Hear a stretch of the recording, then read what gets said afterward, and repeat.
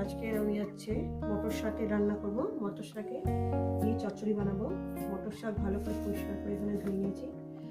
এখানে আছে শিম, আলু, কাঁচা লঙ্কা, বেগুন আর তার সঙ্গে দেবো বড়ি। এটা নিরামিষভাবে চচ্চড়ি দেখাবো। বন্ধুরা চলুন রেসিপিটা পুরোটাই দেখবেন, আর রেসিপিটা কেমন লাগছে অবশ্যই কমেন্টে বলবেন। চলুন শুরু করি। প্রথমেই বলবো বন্ধুরা, এটা হচ্ছে আমার পাঁপড় ভাজার তেল। পাঁপড় ভেজেছি, এক্ষুনি পাঁপড় ভেজেছি, কড়াই এখনো গরম আছে, একটু গরম হবে। বড়িগুলো আগে ভেজে নেব।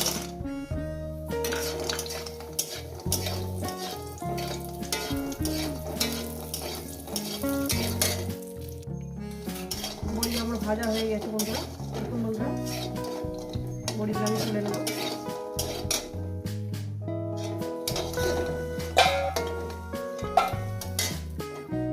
ওখানে দিয়ে দেবো তেল পরিমাণ মতো। তেলটা আমার গরম হবে।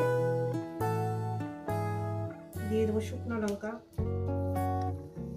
ফোড়নে দেবো।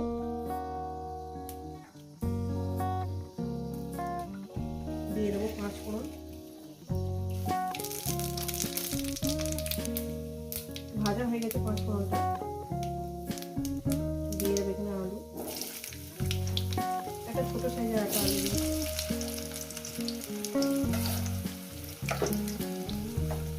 আলুটাকে আমি 2-3 মিনিট ভেজে নেব।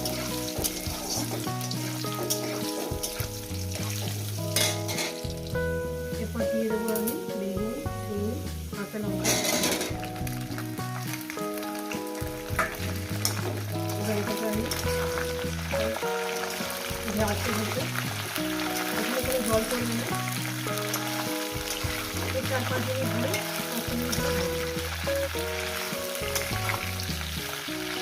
লবণ,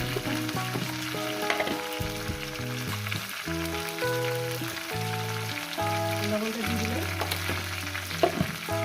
দিয়ে একটু ভাজবে।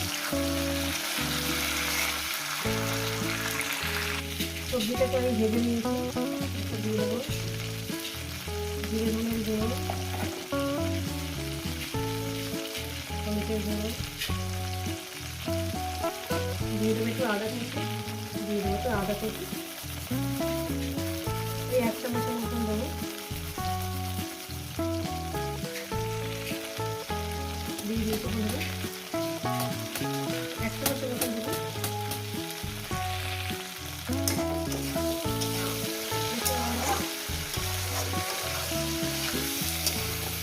এইভাবে একটু দিয়ে একটু কষিয়ে নেব।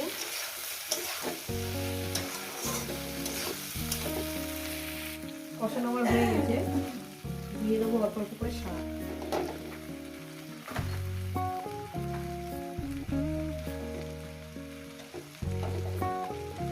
রেসিপি ভালো লেগে গেলে লাইক করে দেবেন, শেয়ার করে দেবেন। শাকটা নেমে গেলে আরো শাক দেবো।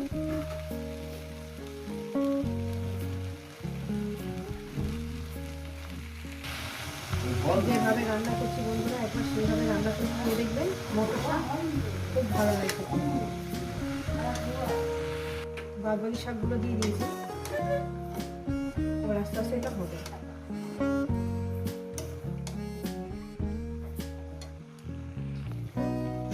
দেখুন বন্ধুরা কতটা শাকটা নেমে গেছে, এবং চচ্চড়িটা খেতেও সুন্দর হয়। জানেন তো, একটু চুনো শুকনো মাছ হলে না, চুনো শুকনো মাছ দিয়ে যদি আপনাদের কাছে যদি চুনো শুকনো মাছ থাকে, মানে এই মোয়াটি শুকো, মোয়ালা শুকো যেটা বলে, শুকনো মাছ, ওইটাকে যদি আপনারা দিয়ে যদি একটু মানে চচ্চড়িটা করতে পারেন তাহলে খুব সুন্দর হয়। আমি নিরামিষভাবে করছি বন্ধুরা। দেখুন শাকটাকে এইভাবেই রান্না করতে হবে। মিনিমাম 6-7 মিনিট ধরে শাকটাকে সিদ্ধ হওয়ার জন্য এইভাবে একটু রান্না করতে হবে, নাহলে শাকটা একটু হাড়ি শাক আছে না, নরম অথচ একটু শক্ত শক্ত সবই দিয়েছি, আর বড়িগুলো আমি ভেঙে নিয়েছি। আস্তে আস্তে হোক। তো বন্ধুরা একটু ঢাকনা চাপা দিয়েছিলাম। দেখুন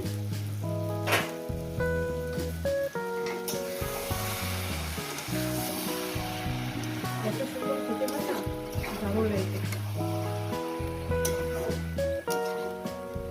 শাকটা আমার নরম হয়ে এসেছে। দেবো বড়িটা।